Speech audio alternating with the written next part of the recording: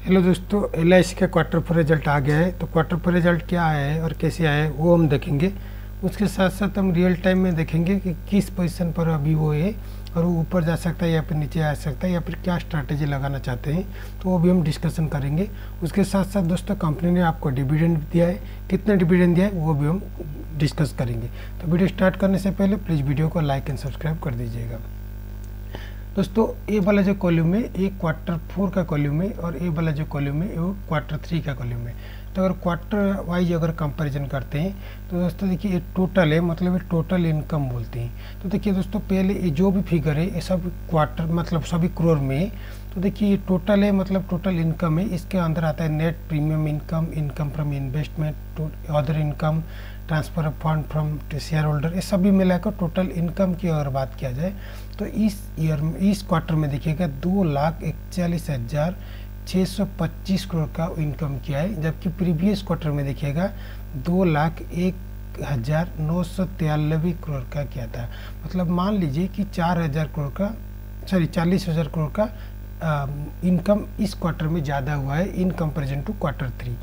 तो अगर year basis से अगर देखेंगे तो ये वाला जो है 2025 का है और ये वाला जो है 2026 का है। अगर ईयर टू ईयर अगर कंपैरिजन करेंगे तो देखिए इस ईयर में दोस्तों देखिए 8,84,148 करोड़ रुपीज़ का इनकम किया है, जबकि प्रीवियस ईयर में देखिएगा 8,53,706 करोड़ रुपीज़ का क्या था। वो मतलब प्रीवियस ईयर से इस ईयर में थोड़ा ज़्यादा भी इनकम भी किया है। तो दोस्तों अगर मैं बोलूँ कि आपका प्रॉफिट की बात किया जाए तो दोस्तों मैं स्क्रीनशॉट ले रहा हूँ ताकि आपको इजी होगा। एक मिनट दोस्तों, हाँ दोस्तों अब देखिए तो ये हुआ है टोटल सरप्लस, मतलब कंपनी के पास सरप्लस कितना है। और ये वाला मैं फिर से बोल दे रहा हूँ, ये क्वार्टर फोर का है और एक क्वार्टर थ्री का है और ये 2025 का है, ये 2026 का है। तो ये वाला ये ईयर टू ईयर है कंपैरिजन, ये क्वार्टर टू क्वार्टर कंपैरिजन है। दोस्तों अगर टोटल सरप्लस कितने मतलब कंपनी के पास है इस क्वार्टर में देखिएगा 75,601 करोड़ रुपीज़ का सरप्लस है, जबकि प्रीवियस क्वार्टर में देखिएगा दोस्तों बहुत ही कम था जो कि 11,987 करोड़ था। तो मतलब इस क्वार्टर में देखिएगा दोस्तों सरप्लस बहुत बढ़ गया है और यही सबसे बड़ी पॉजिटिव पॉइंट इस कंपनी के लिए है। तो अगर प्रॉफिट कितना हुआ है दोस्तों देखिए, प्रॉफिट ये मैं बोल रहा बिफोर टैक्स बोल रहा, बिफोर मतलब टैक्स देने से पहले इस क्वार्टर में देखिएगा 19,012 करोड़ रुपीज़ का प्रॉफिट किया, मतलब मुनाफा किया है, जबकि प्रीवियस क्वार्टर में देखिएगा 11,056 करोड़ रुपीज़ का किया था। मतलब आप मान लीजिए कि 8,000 करोड़ रुपीज़ का इस क्वार्टर में आपका प्रॉफिट हुआ है।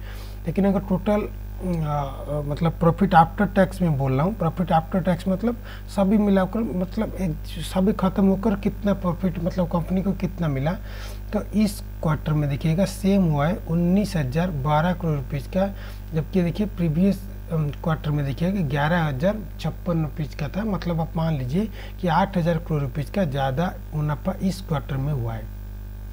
तो वैसे ही अगर ईयर वाइज कंपैरिजन करेंगे तो देखिए टोटल सरप्लस देखिए इस मतलब इस ईयर में 1,07,318 करोड़ रुपीज़ का सरप्लस है, जबकि प्रीवियस ईयर में ओनली 90,556 करोड़ रुपीज़ का था। तो अगर वैसे ही प्रॉफिट अगर देखेंगे तो प्रॉफिट देखिए 48,151 करोड़ का प्रॉफिट किया है, जबकि प्रीवियस ईयर में देखिएगा 40,787 करोड़ रुपीज़ का किया था। तो मतलब ईयर वाइज तो इतना कुछ खास नहीं है, लेकिन क्वार्टर वाइज बहुत बड़ा धमाका हुआ है। तो इसलिए कंपनी में आज अगर देखेंगे एग्जैक्ट रियल टाइम में शेयर मार्केट में देखिएगा तो शेयर मार्केट में देखिए आज 7.03% वो पॉजिटिव आया है। तो दोस्तों ये पॉजिटिव क्यों आया है मैंने बोल दिया कि क्वार्टर वाइज क्योंकि उसका अच्छा रिजल्ट आया है और क्योंकि वो सरप्लस बहुत ज़्यादा हुआ है तो इसलिए वो पॉजिटिव आया है। देखिए दोस्तों हम एनालाइज करेंगे, उसके पहले हम देख लेते हैं कि कंपनी ने आपको डिविडेंड कितना दिया है। दोस्तों मैं उसी पेज को अगर ले जाऊंगा तो आपको देखेंगे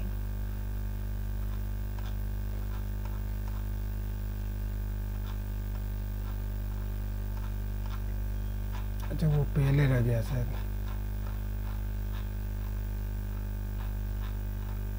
अच्छा ऊपर ही था, अच्छा वही है अभी देखिए, ये मैं स्क्रीनशॉट फिर से ले रहा हूँ ताकि आपको इजी होगा। दोस्तों देखिए, कंपनी ने रेकमेंड किया है, फाइनल रिकमेंडेशन कितना किया है, 12 रुपीज़ का पर शेयर। मतलब आपके पास कितना भी शेयर हो वो आपको पर शेयर के हिसाब से 12 रुपीज़ का आपको दे देगा। और वो कब देगा और रिकॉर्ड डेट इसका कितना है, देखिए दोस्तों, जुलाई 25 2025 का वो रिकॉर्ड डेट है। मतलब इस डेट से पहले अगर आप ऑलरेडी आपके पास वो है तो वो आपको दे देगा, कितना देगा, ₹12 रुपीज़ पर शेयर आपको दे देगा। तो अभी हम रियल टाइम में आते हैं कि स्ट्रैटेजी क्या होना चाहिए इस LIC को एग्जैक्टली। तो इसको मैं स्क्रीनशॉट फिर से ले रहा हूँ ताकि आपको और इजी होगा। हाँ दोस्तों, अभी देखिए दोस्तों, कंपनी ने देखिए कभी वो 1183, इस बार देखिएगा ये 1183 था, तो ये 2 बार टच किया था। तो 1183 के बाद वो लंबा सा पूरा नीचे आया, कितना तक, 734 तक आया। तो उसके बाद वो थोड़ा संघर्ष किया, उसके बाद वो ऊपर चढ़ने की कोशिश की, और ये जो 892 है उसको वो तोड़ने की कोशिश किया। और इस बार मतलब क्योंकि उसका रिजल्ट अच्छा आया है, उसको तोड़ दिया है। तो अभी वो कंपनी देखिए 932 पर है। देखिए दोस्तों, ये वाला जो लाइन देखिएगा, यहाँ पर एक लाइन है, अच्छे से ध्यान से सुनिएगा, ये वाला जो है ये 944 का है। तो मतलब इस लाइन को जब तक वो नहीं तोड़ पाएगा वो ऊपर नहीं जा पाएगा। और इस लाइन कितना है, 944, मतलब 944 को ऊपर उसको आना पड़ेगा, इसके बाद ही वो ऊपर जा सकता है। तो अगर आप एंट्री करना चाहते हैं दोस्तों, अगर एंट्री करना चाहते हैं तो 947 पर आप एंट्री कर सकते हैं। लेकिन आपको ध्यान से देखना पड़ेगा आपको, या फिर 950 मान लीजिए, आपके लिए इजी होगा। 950 का आप याद करिएगा, यहाँ पर आप एंट्री कर सकते हैं। लेकिन उसके लिए आपको स्टॉप लॉस देना पड़ेगा 942 आपको देना पड़ेगा। दोस्तों ये मैं बहुत कम दे रहा हूँ, क्योंकि दे रहा हूँ, मैं थोड़ी देर बाद बोलूँगा। तो आपका टारगेट होगा 1004 होगा, फर्स्ट टारगेट होगा, ये T1 में बोल दे रहा हूँ। दोस्तों मैं क्यों बोल रहा हूँ, इतना स्टॉप लॉस देना पड़ेगा। और मुझे नहीं लगता है कि वो इस लाइन को इतना जल्दी भी तोड़ पाएगा। अगर तोड़ेगा भी वो मैक्सिमम 1004 तक जाएगा, उसके ऊपर नहीं जा पाएगा। क्यों, देखिए दोस्तों, ऑलरेडी उसका RSI है 78.03, मतलब ऑलरेडी वो ओवर बाय हो चुका है। तो क्योंकि वो ओवर बाय हो चुका है, उसके बाद उसको कंसोलिडेट होना ही पड़ेगा। तो इसलिए दोस्तों यहाँ से थोड़ा कंसोलिडेट यहाँ पर आ सकता है, मतलब 892 तक आ सकता है, या फिर अगर 1004 तक जाएगा तब भी वो थोड़ा कंसोलिडेट होके या तो 892 तक आ सकता है, या फिर इससे को अगर तोड़ देगा तो 734 तक जा सकता है। तो अगर आप दोस्तों विदाउट रिस्क अगर लेना चाहते हैं दोस्तों, अभी रुक जाइए। जब 892 आ जाएगा, आएगा ज़रूर, मतलब या तो अभी से आ जाएगा या तो 1004 जब पहुंच जाएगा तभी से वो आएगा। तो आएगा तो ज़रूर। तो 892 को आपको देखना पड़ेगा। अगर विदाउट रिस्क की अगर लेना चाहते हैं तो एंट्री आप 892 से ले रहे हैं। अगर पूरा मतलब कुछ भी रिस्क नहीं लेना चाहते हैं तो अगर वो स्टॉक उस 734 तक आएगा तभी आप यहाँ पर एंट्री अगर करेंगे। यहाँ पर कुछ विदाउट रिस्क होगा, मतलब यहाँ से नीचे आएगा ही नहीं, मतलब यहाँ से ऊपर ही ऊपर जाएगा।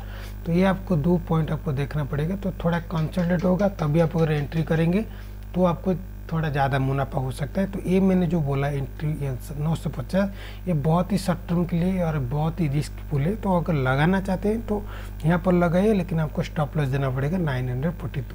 लोकल विदाउट रिस्क अगर लेना चाहते हैं तो ये तो 892 है के, और उसके बाद एक 734, इस दोनों को आप देखिएगा, इस दोनों में आप एंट्री कर सकते हैं। तो इस दोनों में अगर एंट्री करेंगे आपका फर्स्ट टारगेट अगेन वही होगा 1004 जो टारगेट 1 है।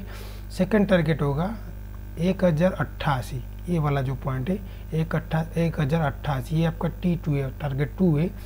टारगेट 3 अगर होगा तो 1183 होगा, इसके ऊपर नहीं जा पाएगा। इसके बाद आप एग्जिट कर सकते हैं, क्योंकि इसके बाद पूरा आप इसका स्टॉक पूरा कंसोलिडेट होना पड़ेगा, इसको फिर से वो 892 तक आना पड़ेगा, उसके बाद ही उसके मतलब ऊपर जाएगा, और इस लाइन को तभी अगर तोड़ेगा तभी वो ऊपर जा पाएगा। ऐसे डायरेक्ट 1183 ऊपर जाने का मतलब कोई भी सवाल ही नहीं है। हाँ, कोई बहुत बड़ी चमत्कार हो गया, मतलब बहुत बड़ी न्यूज़ आ जाएगा तभी हो सकता है, अदरवाइज उससे मतलब इससे ऊपर नहीं जा पाएगा अभी तक, क्योंकि ऑलरेडी वो ओवर बाय हो चुका है, मतलब जितना ऊपर जाना था वो ऑलरेडी हो चुका है। तो इसको अभी थोड़ा कंसल्टेट होना पड़ेगा, और यही रूल है शेयर मार्केट में। तो कोई मतलब मार्केट इज सुप्रीम, मार्केट के हिसाब से आपको चलना पड़ेगा, ना कि आपके हिसाब से और न्यूज़ के हिसाब से मार्केट को चलना पड़ेगा। हाँ, न्यूज़ के हिसाब से 1-2 दिन चल जाएगा, उसके बाद ही उसको नीचे ही आना पड़ेगा। तो वीडियो अगर अच्छा लगा और थोड़ा भी इन्फॉर्मेटिव लगा तो प्लीज़ लाइक एंड सब्सक्राइब करिएगा। धन्यवाद।